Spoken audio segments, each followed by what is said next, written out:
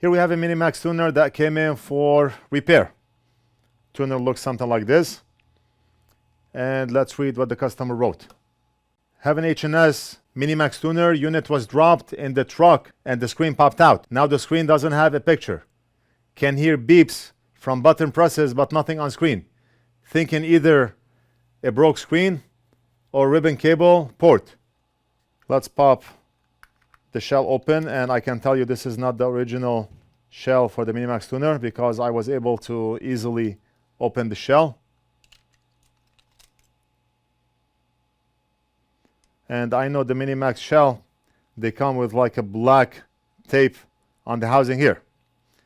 Anyway, that's not the problem. We want to look at the motherboard, and the motherboard is not screwed in with a screw. So we know that this was out of the shell before. And the screen is not original also. We have a matte looking screen here, and you can tell by the blue tape here that the screen is not original. If we look on the back, that's not an original screen. If you look at the original screen, it looks something like this and not like this. Let's go ahead and plug power in. Now, when the customer want to use the tuner, they plug the HDMI cable onto their vehicle.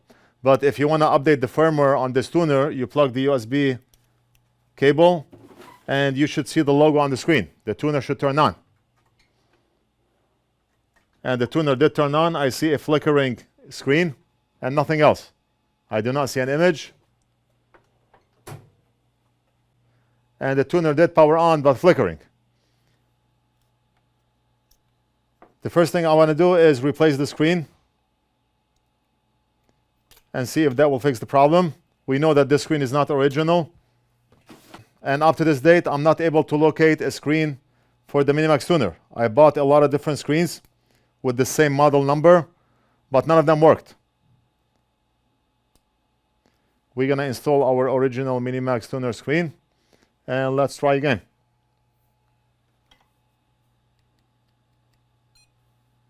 I did hear a beep. On the customer screen, I did not hear a beep. But on ours, oh, look at this. We see an image, but flickering. And that's a good screen. That's a good Mini Maxx Tuner screen. Screen is flickering, but we do see an image, and I can see the menu.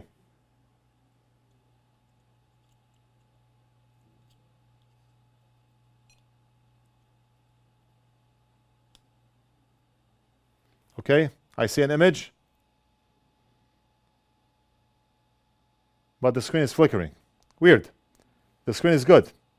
Let me disconnect. We're going to check on the FEC connector, make sure everything is good, and we're going to inspect the board under the microscope and see if there's anything obvious. Maybe work was done to this board. We're going to have to find out. I mean, the board, based on my first impression, looking at it, it looks good. Usually I do not see the red glue on connectors, but maybe this version has red glue, and this one looks factory. It doesn't look like a user applied it because the pins of the LCD connector, they look good. And we know that nobody tampered with this connector before. Just randomly checking on pins, and everything looks solid. And nothing obvious here. Hey, what's up, man? Okay, so nothing obvious at the LCD connector area. The connector looks good.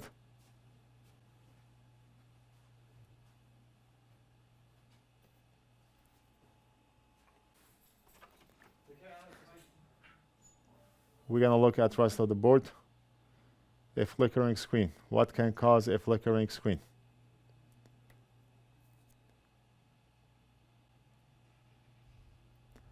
This side of the board looks very good.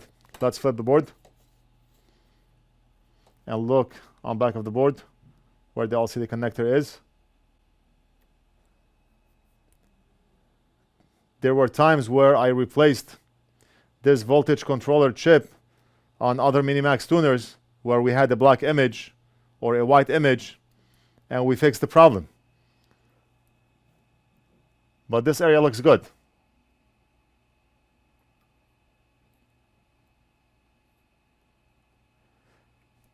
And I've replaced this inductor on other Mini Maxx tuners before as well. And if we continue with visual inspection on this side of the board, I mean, the board looks absolutely mint. No issues at all. No issues based on visual inspection.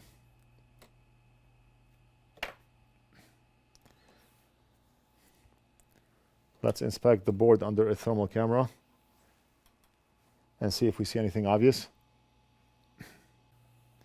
Right now, before we go under the thermal camera, one thing I want to do is inspect the 5-volt rail and the 3.3-volt rail. I want to make sure they are stable. You see the board is labeled. We have 5 volts. We have a test point here for 5 volts, and we have a test point for 3.3 volts. Let's go ahead and measure those points and see if voltage is stable. Meter in voltage mode. And let's test 3.3. And we have nothing.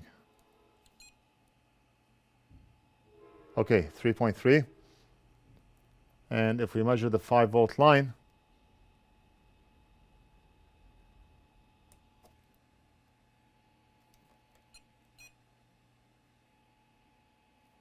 it looks like the USB connector is loose. When I move the cable, it comes on.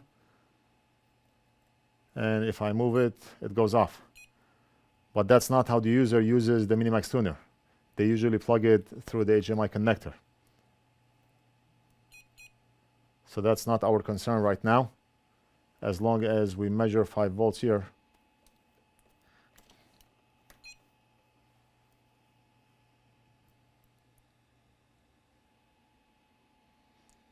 And look at this. We have 4.5 volts. We are reading 4.5 volts, 4.6, 4.2, 4.5, 4.2, 4.6. So voltage is not stable here. We should have very close to 5. And when I say very close, I mean 4.95, 4.97, and not 4.5. Okay, what if we plug the screen and we test the 5-volt line again? Let's do that. So I just plug the screen, and we're gonna measure that 5-volt line again. And maybe we can do it on camera. Why not?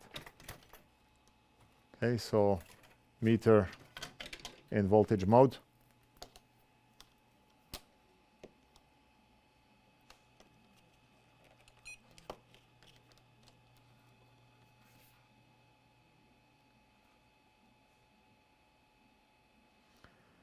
See, look at the 5-volt line.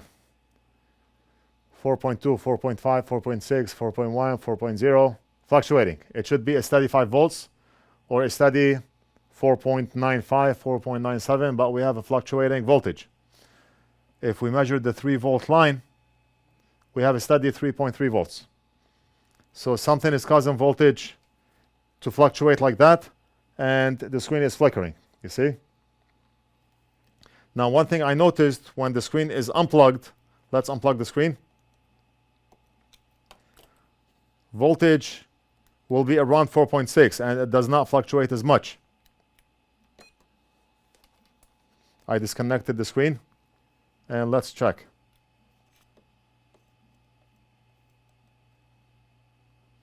Look at this. We have 4.5, 4.6.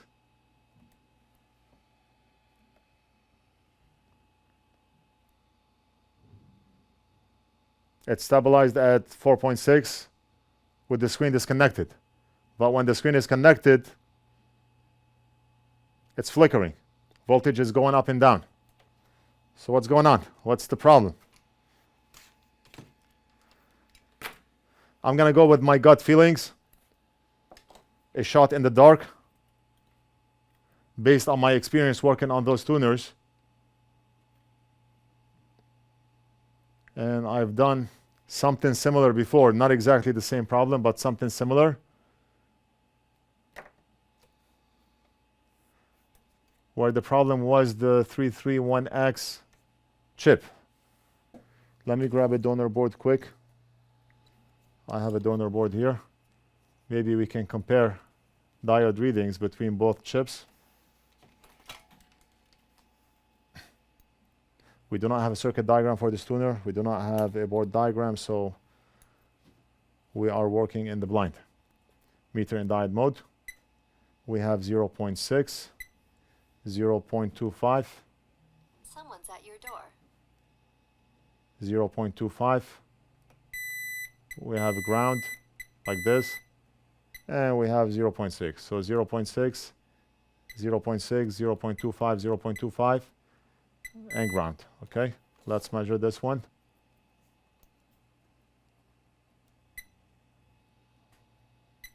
We have 0.6, 0.28, 0.28. We have ground, and we have 0.6. So diode readings are good on this one.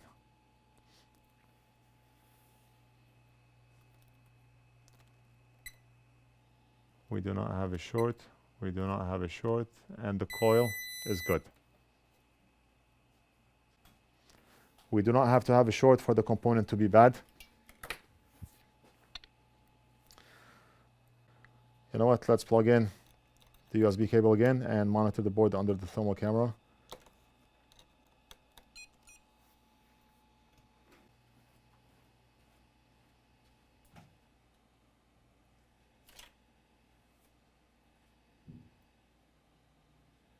So the heat spots that we see on top are normal. I see that with every tuner.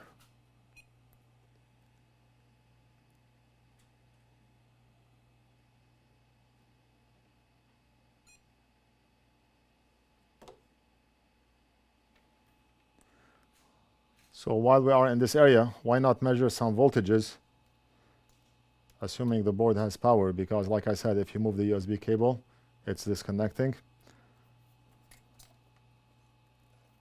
So let's measure the coil right here, and we have 4.5 volts, and if we measure the coil right here, we have 4.5 volts.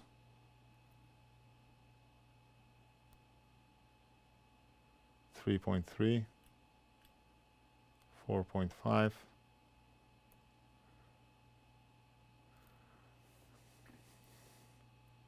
So what is making the 5 volts? If we measure at the connector right here, look at this, we have 5 volts. At the connector we are reading 5 volts. And we should have 3.3 here and nothing here. Where is that line going to?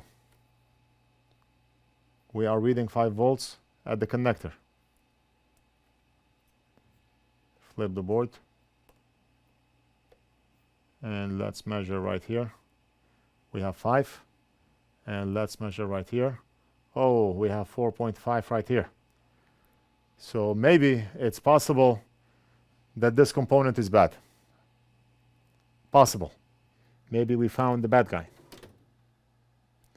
We're not going to say hello to the bad guy yet, because we do not know if that guy is the bad guy. So we do not want to hurt his feelings if he's not the bad guy. So we're going to cover up the FEC connector, and let's remove this component and replace it.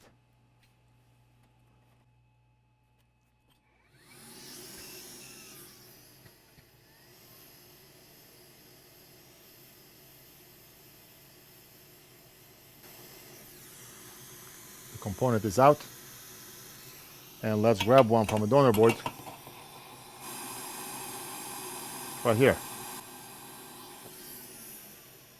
And it looks like we used the connector, the LCD connector from this board for another job.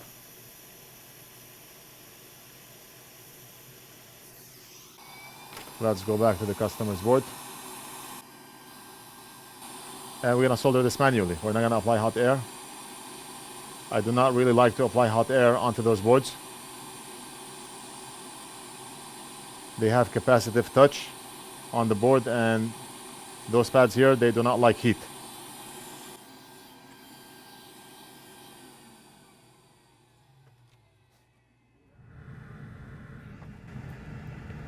We're gonna use the NF.mini pen to solder this component.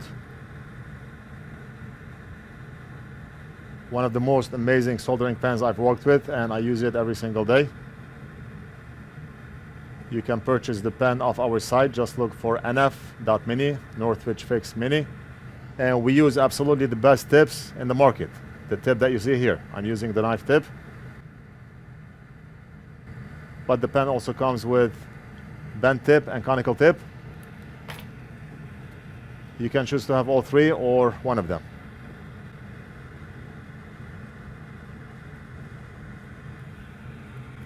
We solder the component and let's test.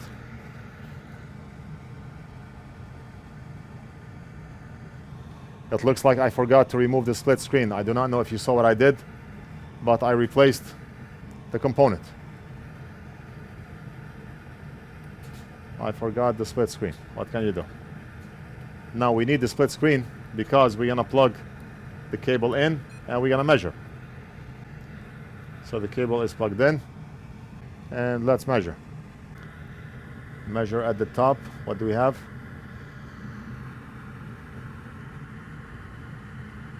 Look at this. We now have 4.8 volts, 4.87, and not 4.6. If we measure down on the bottom here, 5.1, and we have 4.87. Before we had a low 4.6 volt reading, now we have 4.87. So let's put a screen on and try again.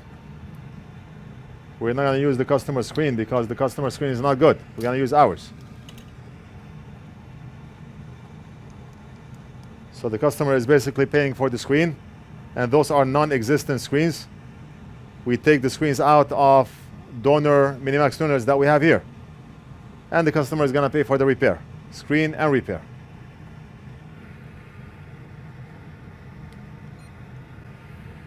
Are we going to get a flickering screen, or did we fix the problem? We did not fix the problem.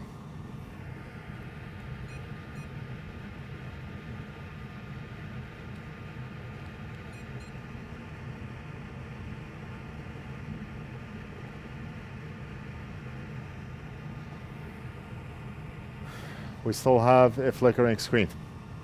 What's going on? Let's measure voltage again.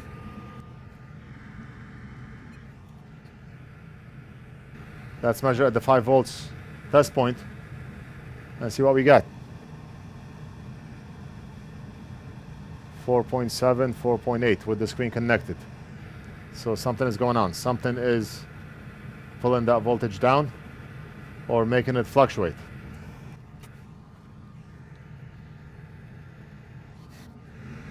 Okay, wait a minute. We see something very hot right here.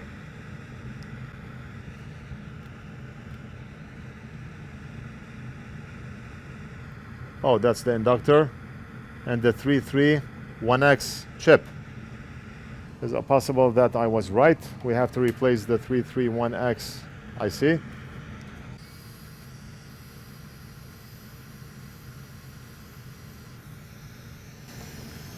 Let's grab one from our donor board.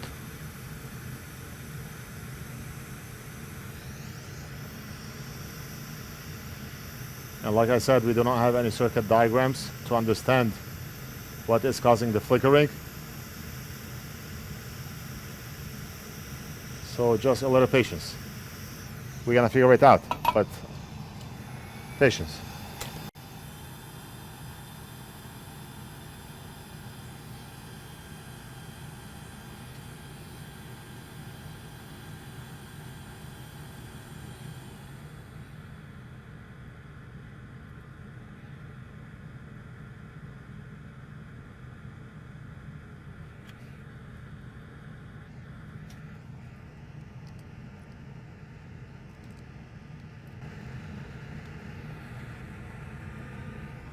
The customer said the tuner fell, so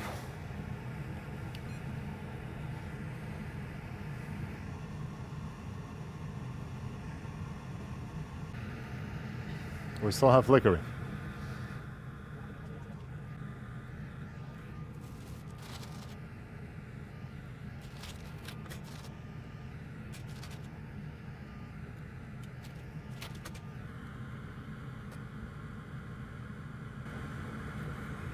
I mean, look at how delicate this inductor is. We cannot touch it. It's gonna burn. I just want to replace the inductor and see if that will make a difference.